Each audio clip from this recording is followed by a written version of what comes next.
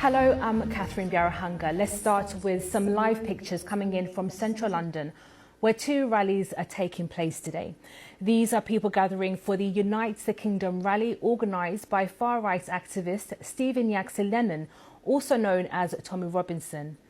They're marching across the River Thames to Whitehall, where they'll hear a series of speeches.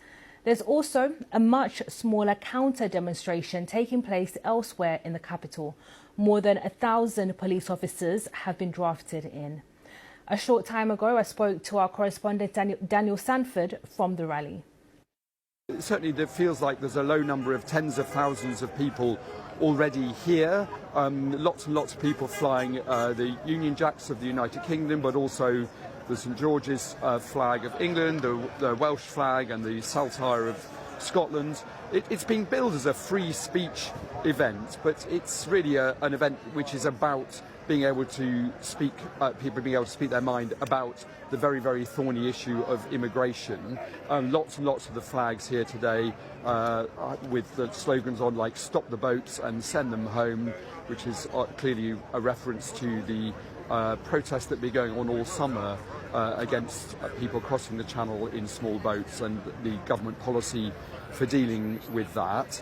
It's largely peaceful at the moment. There's no sign of any trouble. It's well stewarded, and the police have got at least 1,000 officers in the capital policing specifically this march and the counter march, because we're also expecting gathering on the north side of the river, a march organised by anti-racism activists and trade unionists, which is going to march north also down to Whitehall, and the two protest marches essentially will have their stages right a couple of hundred metres apart from each other on Whitehall. So there's clearly some concern that if tempers get too heated, there can be some issues in terms of safety. But at this stage, the day is still quite young, and I think the most striking thing about this Unite the Kingdom march is the numbers, which are definitely towards the high end of what people had anticipated, and the march hasn't even started moving off yet. And that was the BBC's Daniel Sanford. He mentioned the counter demonstration taking place today. We can show you some pictures from there. They're meant to be gathering around Russell Square. That's also just north of the river, as Daniel was mentioning there. Those demonstrations being organised by Stand Up to Racism and the TUC Union. It's understood that there will be demonstrators coming in on coaches from different parts of the country. But earlier we showed you those larger rallies by Unite the Kingdom. These demonstrations are expected to start a little later in the day. Now, Charlie Kirk's widow, Erica. Well, maybe not quite the 2 million. That's the number that people were banding about. But the BBC are saying in the high ends of the tens of thousands. So let's round up and say 100,000 plus so far. Set to get bigger.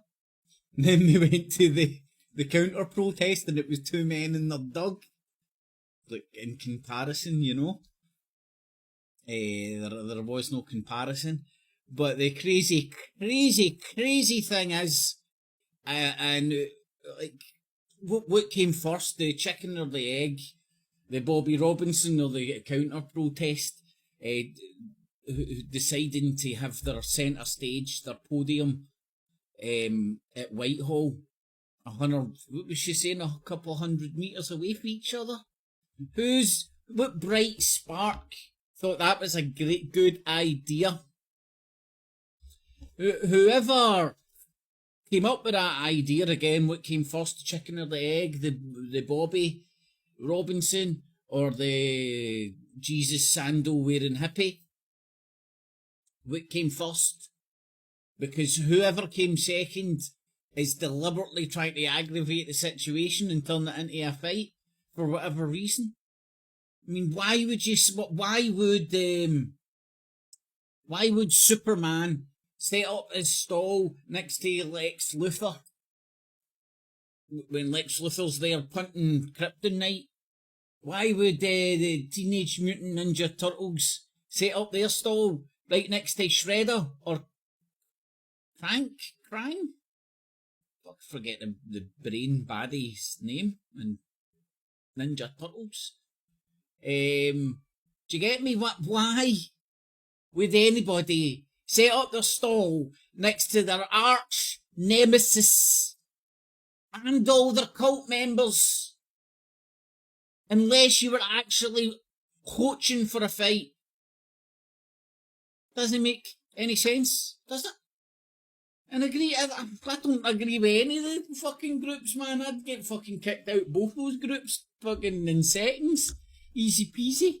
If I was to use my freedom of speech, none of the groups would know what to make of me, man. I'd upset both of them. That's why I wouldn't go and start mingling with those groups. Because I'd need to hold my leash. And I'm no good at that. But there you go, man. So, let's say at the moment 100,000 plus Bobby Robinson cult members. I mean, patriots!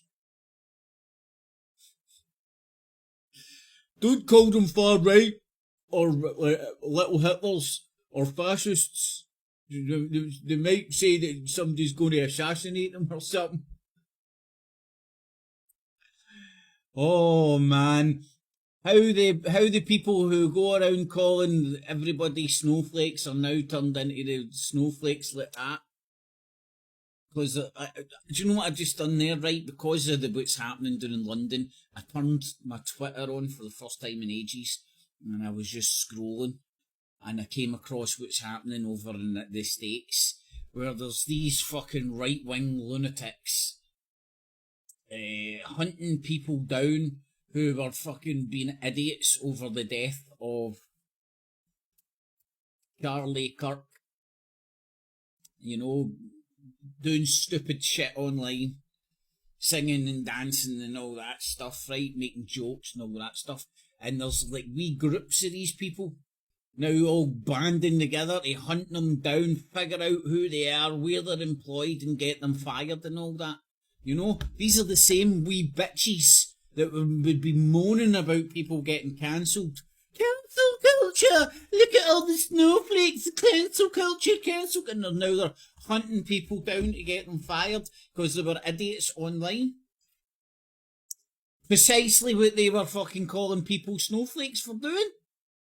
So you've got the fucking left-wing fucking retards, the right-wing retards, both behaving the exact same way while pointing at each other and going, look, they're bad! Fucking retards, the pair of them. Fucking hell, getting some any adults left? Has everybody just warped in the social media fucking polarised landscape? Militarised by social media to the extent you hunt people down, dox them, get them sacked, cancel this, cancel that, fucking get that channel shut down, get that shut down, and then gloat about it as if you're some sort of a champion. Fuck me, man. That makes me sick. You know what it reminds me? It reminds me of a Clockwork Orange. Yeah. But it makes me, man, when I see fucking people behaving like that, man, to other human beings. You know what I mean? Turning into what they protest, what they portray they do not like. Cancel culture. Get him cancelled. He done something online I don't like. Look at him. They murdered him because he said something they don't like. And they've done something I don't like, so I'm going to go and get them cancelled. And if somebody murders them, I wouldn't give a flying fuck. Fucking hell, look at the state of all these retards on the left and on the right and how they're acting. Anyway, I'm glad to be out of it, man. Because it just enables you to stand at the sidelines and just laugh at the fucking freak show and how it's making people behave. The behaviour human beings are fucking exhibiting, man. Oh, the young dungs are just gone. Fucking gone, man. Brains are fucking warped. They don't know anything other than licking that window, man. Nothing other than licking that fucking window. They've known it all their life. Whole life and their whole opinions and everything hinges on that. That makes up their world. Their realities in the palm of their fucking hand. Anyway. Get it, got it, good. Cat cheese, no cats, no cheese. Maybe only some window licking ease. Window lickers. Ease. Something like that. They're harmed in this filming.